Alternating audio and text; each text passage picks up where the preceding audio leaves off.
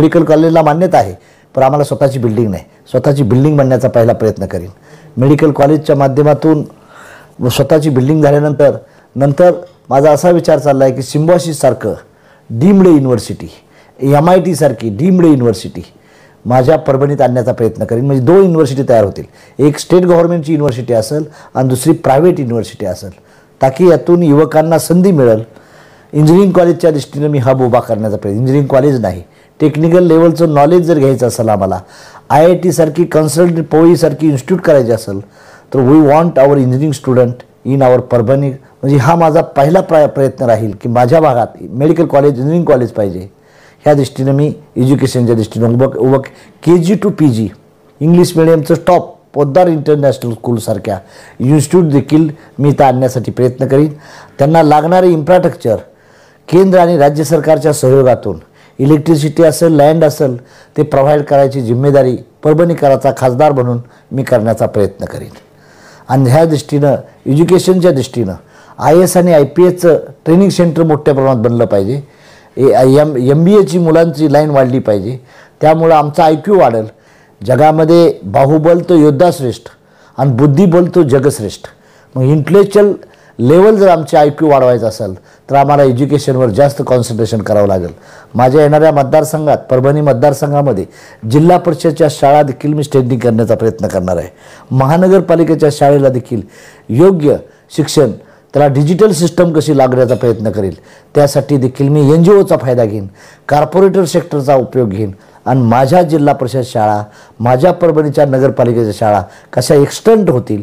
सामान्य शेतकऱ्याची मुलं, कामगाराची मुलं नगरपालिकेच्या शाळेत आणि जिल्हा परिषद शाळेत जातात. त्या जर शाळा स्ट्रेंथनिंग केल्या तर तिथून काही IAS IPS मोठे उद्योगपती जन्माला येतील आणि शेतकऱ्याचा पोरगा इंडस्ट्रियलिस्टला उद्योगपती होईल. या भूमिकेनं मी एज्युकेशन देण्याचा पहिला प्रयत्न करीन. परभणीकरांना माझं नम्र आव्हान आहे, आपली मुलं पुण्याला, संभाजीनगरला किंवा मुंबईला शिकवायला पाठवायची गरज लागणार नाही.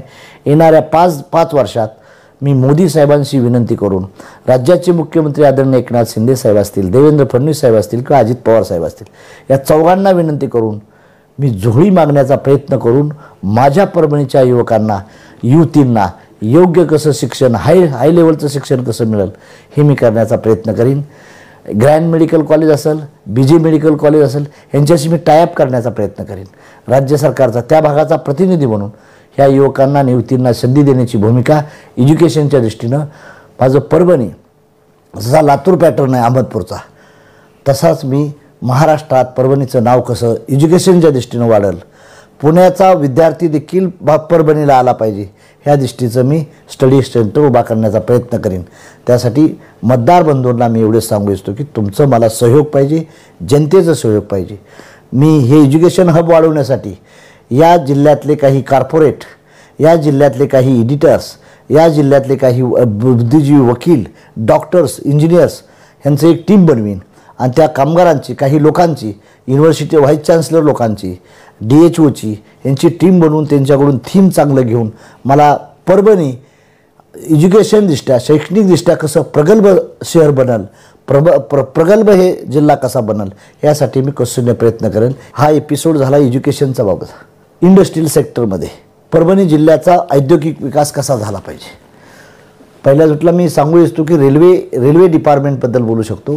रेल्वे माझ्या मतदारसंघात जालन्यापासून ते नांदेडपर्यंत बहुतांशी एरियातून जवळजवळ 120 किलोमीटर अंतरातून माझ्या पार्लमेंटरी सेगमेंटमधून रेल्वेचं क्रॉसिंग होते. रेल्वेची आमच्याकडे लँड आहे. वंदे भारत ट्रेन देखील आम्ही तयार करू शकतो एवढं आमच्याकडं तिथं इन्फ्रास्ट्रक्चर आहे, लँड आहे, शेड आहे. फक्त आम्हाला मशिनरी चेंज करावं लागणार आहे त्या माध्यमातून 40 किलोमीटर एअरपोर्ट आहे नांदेडचं आणि रेल्वेचं जंक्शन असल्यामुळं 5-6 जिल्ह्याचं सेंटर बनल्यामुळं आम्ही तिथं वॅगनची फॅक्टरी देखील बनवू शकतो. दुर्दैव आहे की पहिली वॅगनची रेल्वेची फॅक्टरी परभणीला मिळाली होती, परत ती काय केली, लातूरला ट्रान्सफर. लातूर बी आमच्याच राज्यातला, आमच्याच देशातला आहे, पण परभणीची जागा तिकडं काय गेलं तर तिथले प्रतिनिधी, लोकप्रतिनिधी तिथल्या जिल्ह्याप्रती संवेदनशील होते. आमच्या जिल्ह्याचे लोकप्रतिनिधी असंवेदन असल्यामुळं आम्हाला हा परिणाम भोगावा लागत आहे. तरी परंतु नाउमेद व्हायचं नाही. माझ्याकडे लँड आहे रेल्वेची, त्या रेल्वेच्या लँड परत एअरपोर्ट नजदीक आहे आणि जागाही भरपूर आहे. डोंगराची जागा आहे, शेतकऱ्याची जमीन जाणार नाही, बागायत पट्ट्यातली जमीन जाणार नाही, एकदम बंजर लँड आहे. त्या बंजर लँडचा उपयोग करून आम्ही तिथे एखादी मोठी इंडस्ट्री डिफेन्सची किंवा रेल्वेची वॅगन प्रोडक्शनची करू शकतो आणि त्यातून कमीत कमी 5,000 युवकांना रोजगार देऊ शकतो आणि त्याच्यात साईड बिझनेस बनवून 5,000 दुसरे म्हणजे 10,000 लोकांना रोजगार देऊ शकतो. एवढी आम्ही रेल्वेची इंडस्ट्री उभा करू शकतो. त्यासाठी मला तुमच्या साथीची गरज आहे, आशीर्वादाची गरज आहे. तद्वतच मी कॉर्पोरेट टाटा, बिर्ला, अंबानी असले जे कॉर्पोरेटर आहेत त्यांना देखील विनंती करणार आहे. त्यांना मी सांगणार की 1,00,000 कोटीची तुम्ही इन्व्हेस्टमेंट करा. तुम्हाला इन्फ्रास्ट्रक्चर दिलं जाईल, इलेक्ट्रिसिटी दिली जाईल, लँड दिली जाईल आणि तुम्ही आमच्या युवकांना इथं काम देण्यासाठी कमीत कमी 5 ते 10,000 युवकांना रोजगार तिथं मिळू शकतो. 1,00,000 लोकांना इनडायरेक्टली तिथं आपल्याला फायदा होऊ शकतो इंडस्ट्रीचा आणि ताकी तिथला व्यापार उद्योग वाढल्यामुळं आमच्या जिल्ह्याची इन्कम कॅपॅसिटी वाढू शकते. हा इंडस्ट्रियलायझेशन फॅक्टर आणि शेतकऱ्याच्या मुलाला मी एवढं सांगू शकतो, नुसतं शेतीवर उत्पन्नात आपण उद्योगपती बनणार नाही तर शेतीला अलाइड बिझनेस म्हणून डेअरी डेव्हलपमेंट प्रोजेक्ट उभा करावे लागतील. फिशरीचे माशाचे मत्स्य उद्योगाचे टँक्स आपल्याला उभा करावे लागतील किंवा पोल्ट्री फार्मच्या माध्यमातून आपण अंड्याची योजना करू शकतो किंवा तद्वतच गोपालन करून चीज बनवू शकतो आणि आपल्याला वेगवेगळे मिल्कचे प्रॉडक्ट बनवू शकतो. जसं आयाज लाईक अमोल आहे तशा टेबलचं गोपालनचं आणि गोट पालन जर केलं तर गोटमध्ये शेळीच्या दुधामध्ये व्हिटॅमिन जादा आहेत आणि त्या शेळीच्या दुधाचं जर तूप केलं तर त्या तुपाला रेट 5 पटीनं गाईच्या दुधापेक्षा मिळतो. 3, 5, 8, 5ला फॅटला. असं जर उद्योग केलं तर आमच्या शेतकऱ्याच्या मुलांना BA, BCom, BSc, doctor, engineer झालेल्या मुलांनी देखील हा बिझनेस केला तर he become a farmer to industrialist, उद्योगपती. आणि उद्योगपती हा मर्सिडीज बेंजमध्ये माझा शेतकऱ्याचा मुलगा फिरला पाहिजे, लॅक्सेस गाडीमध्ये फिरला पाहिजे. एवढं स्वप्न तर प्रत्यक्षात आणण्यासाठी तुम्ही मला साथ दिली पाहिजे आणि मी त्या साथीच्या माध्यमातून आपली ही डेव्हलपमेंट करू शकतो. अमेरिका जगावर राज्य का करते या तर तो कृषीप्रधान देश नाही, तो उद्योगप्रिय देश आहे, इंडस्ट्रियलायझेशन आहे. पण आम्ही जर इंडस्ट्री या दृष्टीनं प्रयत्न केला तर आमच्या भागाचा विकास होतो. माझ्या जिल्ह्यामध्ये 10 ते 20 कारखाने आहेत, साखर कारखाने आहेत. त्या कारखान्याच्या माध्यमातून मी फीड इन्स्टिट्यूट उभा करू शकतो, सेंद्रिय कृत्रिम लेवलचं खत बनवू शकतो. त्यामुळं युरिया वगैरे वापरण्याची गरज नाही आम्हाला आणि त्या खताच्यामुळं त्या फर्टिलायझरच्या फॅक्टरीमुळं आमच्या शेतकऱ्याला कमी दरात आम्ही ते खत देऊ शकतो. त्यामुळं उत्पन्न डबल पटीने 5 पटीनं वाढू शकतं आणि त्या शेतकऱ्याच्या खिशात दामाचा पैसा जास्त मिळू शकतो. म्हणून शेतकरी अलाइड बिझनेस केलं. त्याचप्रमाणे कोल्ड स्टोरेजची चेन मला उभा करायची आहे. कोल्ड स्टोरेजमध्ये 90% सबसिडी सेंट्रल गव्हर्नमेंटची आहे आणि 10% सबसिडी स्टेट गव्हर्नमेंटची आहे. या दोघाचा दुवा केला तर आमच्या मुलांना दुसऱ्याच्या कंपनीत हाताखाली काम करण्यापेक्षा ते स्वतःच उद्योगपती होतील आणि कामगार मागणाऱ्यापेक्षा कामगार देणारे शेतकऱ्याची पोरं बनतील आणि ते मला परभणीत करायचं आहे. म्हणून इंडस्ट्रियलायझेशन देखील उद्योगप्रिय दिशा आणि MIDCच्या दिशेने स्टार MIDC आणण्याचा मी प्रयत्न करेन. माझा पक्ष आहे, मी एका पक्षाचा राष्ट्रीय अध्यक्ष आहे. आदरणीय मोदी साहेबांना विनंती करू शकतो, आदरणीय एकनाथ शिंदे साहेब, आदरणीय देवेंद्र फडणवीस साहेब, आदरणीय अजितदादा यांना विनंती करून मी हा फंड दिल्लीची तिजोरीची चावी मोदी साहेबांच्या हातात आहे.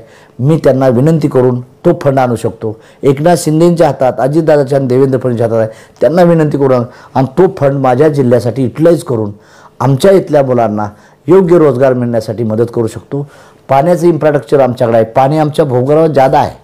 त्या पाण्याचं योग्य युटिलायझेशन केलं तर आमचंच स्वतः सिंचन आम्ही इरिगेशन वाढवू शकतो आणि सिंचनमुळं आमची जमीन बागायत होऊ शकते आणि त्या बागायत क्षेत्राच्या माध्यमातून आमचं उत्पन्न देखील वाढू शकतं.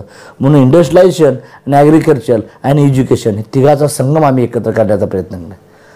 तिसरा फॅक्टर आहे हेल्थबद्दल आमची जी जिल्हा रुग्णालय आहे आणि तालुक्यातले उपकेंद्र आहेत, उपजिल्हा ज्याची कॅपॅसिटी 500 आहे तिथं 1000 बेडचे करीन. आणि जसं लीलावती हॉस्पिटल आहे, जसलोक हॉस्पिटल आहे, ब्रिज कँडी आहे. ब्रिज कँडीच्या त्याच्या हेल्पलाईन पडून सेंट्रल गव्हर्नमेंटचा फंड आणि राज्य सरकारचा फंड मिळून शेतकऱ्याच्या मुलाला किंवा माणसांना आपण तिथं इलाज फ्रीमध्ये कसा करता येईल. स्कॅन मशीन असतील किंवा एक्सरे असतील किंवा ज्या इकोसिस्टमच्या करणाऱ्या सिस्टम आहेत, इको डेको ही करण्यासाठी जी ॲपरेटस लागतात ती कॉर्पोरेटरकडनं घेऊन मी NGO कडून ही करून आमचं रुग्णालय कसं चांगलं होईल हैदराबादला जायची गरज लागणार नाही, संभाजीनगरला जायची गरज लागणार नाही आणि नांदेडला जायची गरज लागणार नाही. ह्या कमी किमतीमध्ये स्वच्छ फ्रीमध्ये आमच्या बांधवांचा इथं इलाज केला जाईल असं हॉस्पिटल अद्ययावत बनण्याचा प्रयत्न करीन. दुर्दैव मला हे ऐकायला मिळालं की इथं एक्सरे मशीन किंवा एका इन्व्हेशन करायचं असेल तर त्याचा हेड पुण्यात बसतोय आणि दुसऱ्या दिवशी आम्हाला रिपोर्ट येतोय. हे दुर्दैव आहे. जर एखाद्याला डिसीज जायचं असेल तर ते बदलणार आणि मी ही संधी मला तुम्ही दिली तर मी ते तात्काळमधून पुण्याहून अँटीना नाही बसून देणार. मला परभणीतच तो माणूस बसल आणि तिथून चेकआउट करून मला 10 मिनिटात त्याचा रिपोर्ट आला पाहिजे पेशंटचा. ही बंदोबस्त करण्याची भूमिका मी health department central health scheme आहेत आणि राज्य सरकारच्या स्कीम आहेत याचा समन्वय करून महात्मा फुले जन आरोग्य योजना आहे किंवा पंतप्रधान जन आरोग्य विकास योजना आहे यांचा मिलाप करून माझ्या 6 मतदारसंघात कसं अद्ययावत हॉस्पिटल बांधता येतील. सामान्य माणूस आला तर 2 रुपयाच्या 1 रुपयाच्या केस पेपरवर त्याच्या ब्लड टेस्ट स्कॅनिंग किंवा एक्सरे किंवा मेजर ऑपरेशन ही देखील फ्रीमध्ये कशी करता येईल ही करण्याचा मी प्रयत्न. ह्याला कास्ट अँड रिलिजियस बॅरियर ठेवणार नाही मी. आउट ऑफ द वे मानव ही जात पकडून कुठल्या धर्माचा आहे जातीचा आहे न चेक करता तो मानव आहे असं करून त्याला आपण तो इलाज देण्याची भूमिका करू. त्या दृष्टीनं मी प्रयत्न करीन. देशाचे आरोग्यमंत्री असतील किंवा राज्याचे आरोग्यमंत्री असेल यांच्याजवळ जाऊन मी स्वतः अधिकाऱ्यावर विश्वास ठेवून स्वतः फाईल घेऊन हे काम करण्याचा प्रयत्न करीन. आरोग्य योजना आज ह्या जिल्ह्याला जो रोग झालेला आहे भ्रष्टाचाराचा तो मिटवण्याचं काम करीन आणि सुदृढ आरोग्य सेवा माझ्या परभणी जिल्ह्यातल्या जनतेला देण्याचा मी आटोकाट प्रयत्न करीन. ही माझी आरोग्य सेवा झाली. आणि एवढं मी नम्र व्यक्त करतो या देशाचे विश्वगुरू आदरणीय नरेंद्र मोदी साहेब अबकी बार 400 पार हे जे त्यांचं धोरण वापरलं आहे ही संधी मोदी साहेबांना पंतप्रधान करण्यासाठी माझ्यासारख्या एका नेत्याला आपण संधी द्यावं आणि मोदींचा हात बळकट करण्यासाठी या योजना परभणीचा विकास करण्यासाठी दिल्लीची तिजोरीची चावी मोदी साहेबांच्या हातात आहे. राज्याच्या तिजोरीची चावी एकनाथ शिंदेच्या हातात आहे आणि आज आम्ही त्यांच्यात युतीत पक्ष म्हणून आहे. तर ह्या दोघा-तिघांच्या आशीर्वादामुळं माझ्या परभणीचा विकास कसा होईल आणि परभणी हा जिल्हा जगात जर्मनी आणि भारतात परभणी मला बारामती किंवा वाराणसीपेक्षा माझा जिल्हा उंची वाढली पाहिजे, स्टेटस वाढलं पाहिजे. आज बारामती परभणी म्हणलं का लोक हसतात आम्हाला. कहा गाय आहे तर परभणी गाय आहे. परभणी म्हणजे ती जी आमची इन्सल्टिंग थिंग आहे अशा भूमिकेनं मला हे काम करण्याची संधी आपण द्याचाल असं परभणीकरांना विनंती करीन आणि आपल्या विकासासाठी मी कटिबद्ध राहीन. या साऱ्या सेवा आरोग्य असेल, शिक्षण असेल, कृषी असेल, उद्योगधंदे असेल या माध्यमातून आम्ही ही सेवा करण्याची संधी मला द्यावी आणि भारताचं मजबूत पाऊल टाकण्यासाठी एक परभणी जिल्हा उत्कृष्ट जिल्हा म्हणून पाहण्याचं. आज परभणी जिल्ह्याला सुपीक जमीन आहे, पाण्याच्या 5 नद्या आहेत, एलदरीसारखं धरण आहे. त्याला जर आम्ही योग्य युटिलायझेशन केलं तर आम्हाला दुसऱ्याच्या हातात हात पसरायची काही गरज नाही. मागणारे नाही तर देणारे. I am not demander, we are a commander. ह्या थिंकिंगमध्ये आम्ही ह्या परभणी जिल्ह्यातल्या युवकांना युवतींना उभा करू शकतो आणि त्यांचं राज्य, त्यांचा सन्मान रस्ते असतील, रोड असेल, नाले असतील ह्या साऱ्यांची विकास व्यवस्था करण्यासाठी आपण मला संधी द्याचाल असं नम्र आवाहन करून मी आपल्या जागा घेतो. जय हिंद, जय भारत.